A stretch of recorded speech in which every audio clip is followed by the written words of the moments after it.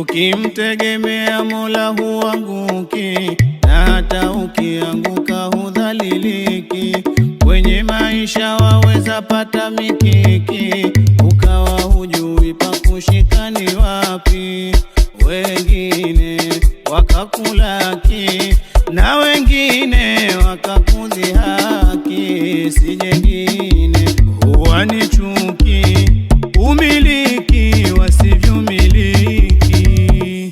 Ijulikane Mola ndiye mmiliki, wenye neema kadhalika pia dhiki.